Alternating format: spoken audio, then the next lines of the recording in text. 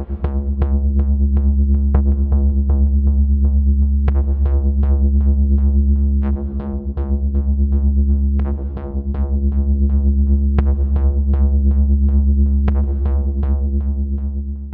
Spencer, and on today's episode of Cult Mania, we're looking at one of the most unique British films, actually, that I can think of, Bait. And when I'm talking about Bait, I don't mean the bait that is about a shark in a supermarket. I don't mean the one with Jamie Foxx. And I don't mean the one that's directed by Paddy from Emmerdale. No, I'm talking about Bait by Mark Jenkin. And when I say Bait by Mark Jenkin, I mean very, very much by Mark Jenkin, in that he wrote, directed, shot, edited, scored and hand-processed the film that this film was made on. So yeah, it's very much his film. Evening, Mrs. Peters. Evening, Martin. Lovely day. The story of Bait takes place in a small coastal Cornish village, and it follows Martin, played by Edward Rowe. He is a fisherman who no longer has a boat. His brother has taken the family boat and is now taking day trippers out round the coast. They've had to sell the old family home that's right on the harbour to a sort of outsider middle class family who have turned it into a holiday home.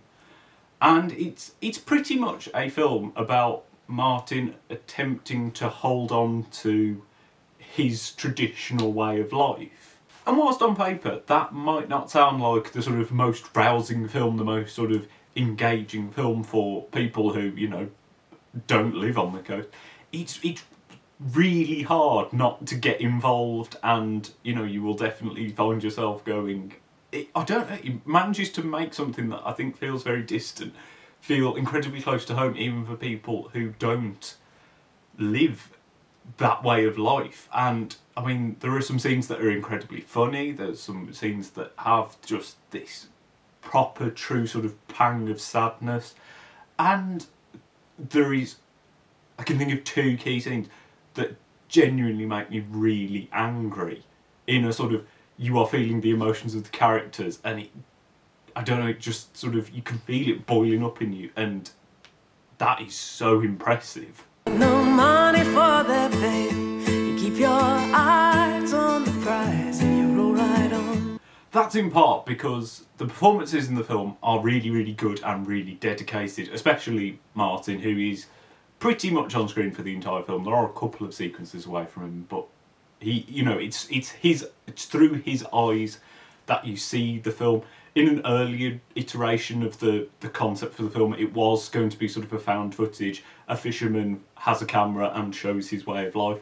And I think you can definitely see that in the script. And you would need a central performance like the one that Edward Rowe gives, because you just can't look away from him. He's fantastic. And the fact that his performance is so good, and all of the performances in the film are so good, it's so impressive, because the entire film, every sound, every piece of dialogue, everything is post-synced, because the camera that they recorded on didn't record sound and is very loud, by what I've heard.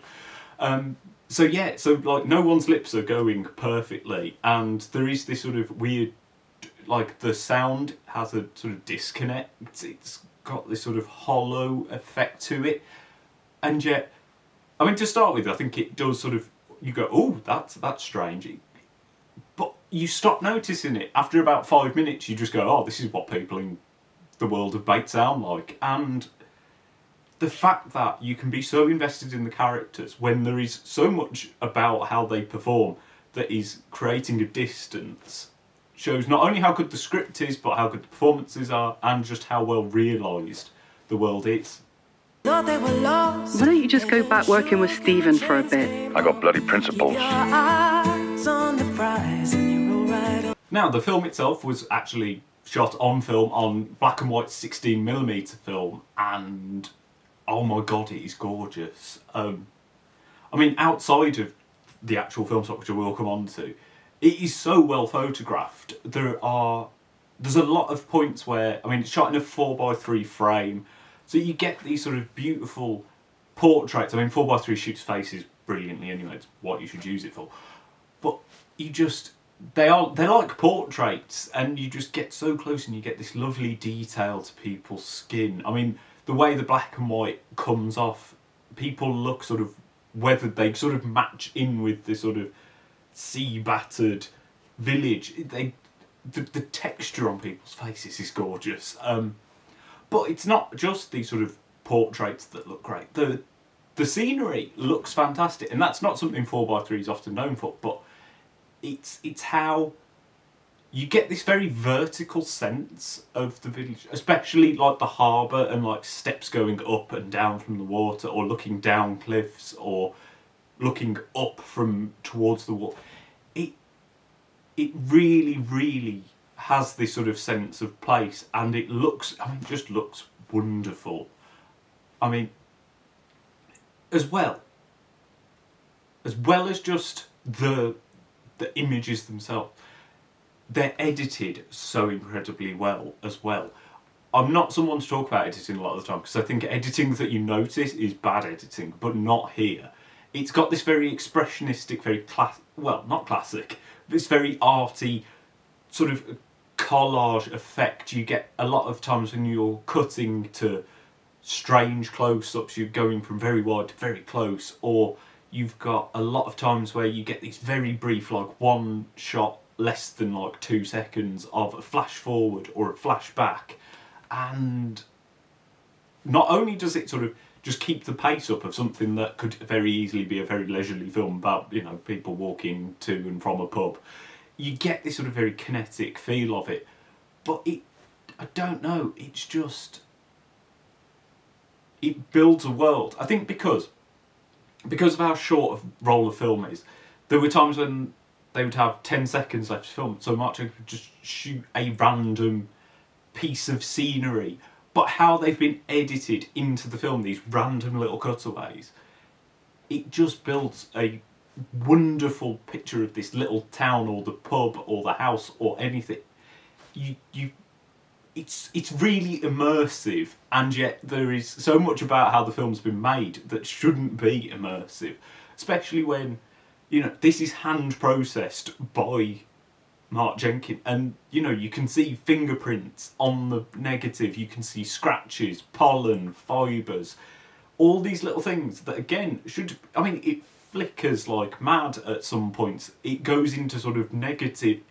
There are so many things that stylistically feel like they should be drawing you out of the film, and yet actually they make you feel more like you're there. I mean, I've never been to Cornwall, but now in my head it's black and white and covered in grain.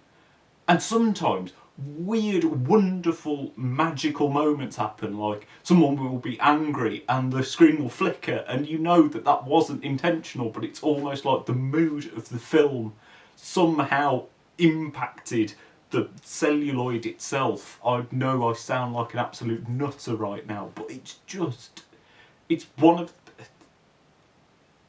a film in which everything about its visuals somehow married up perfectly, despite the fact that it really kind of shouldn't have. Your old man wouldn't have shut the pub in the winter. Bloody disgrace you are. Sell out! Get out! The soundtrack for the film is also incredibly, incredibly wonderful. It matches up very well, bizarrely, because, as I said, it's shot on film, it's a very analogue process, and the score is actually a lot of analogue synthesizers.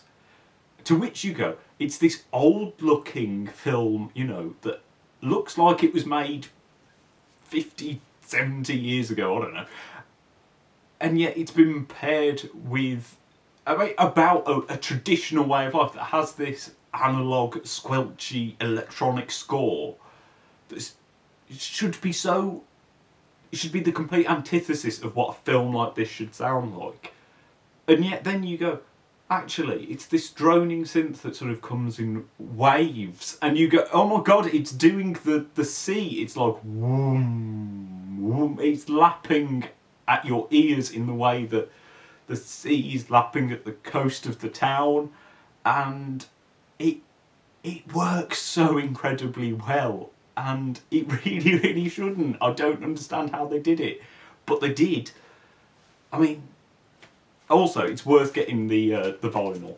because it has bits of the dialogue on it, and there are some fantastic lines of dialogue in this. Actually, this film has one of my favourite lines of dialogue in anything.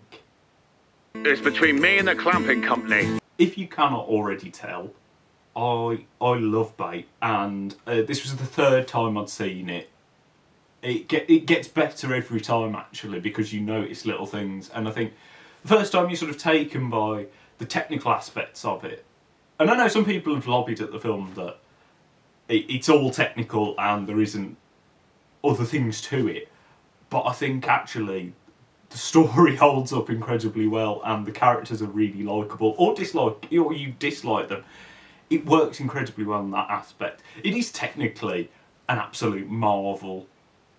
Like I said, I love the score, and I'm not a person to ever say like I'm proud to be British or anything like that, but this is the sort of film that is so British and brilliant, and should give any filmmaker who's in Britain, should give them hope that they can make whatever they want, because something like this shouldn't work, but it really, really does. It shouldn't really have found an audience, and I don't think it's found enough of an audience, because anyone and everyone should watch this film. I think it is that good, and I cannot wait for Ennie's Men, the Mark Jenkin horror film that he's doing next, his Cornish horror film, because that's going to be fantastic. But no, anyone who can get hold of Bait, I mean, it's been on Channel 4 at least once, if not twice. You should keep an eye out to see if it ever pops up on there. Just do what you can to see Bait. It is one of the most unique, fantastic British films I can think of. It has everything. There are moments that feel like they are a horror film. There are moments of proper realism. There are moments of humour, sadness. It is a complete package, which I think some people have dismissed it as just being an experiment or a technical film. It isn't. It's a complete, wonderful, magical experience. So you should really, really watch it. But that is just my opinion. What do you think of Bait? Where would you rank it in the list of films called Bait? Let me know down in the comments. Like and subscribe so you don't miss any more videos, and I shall see you next time.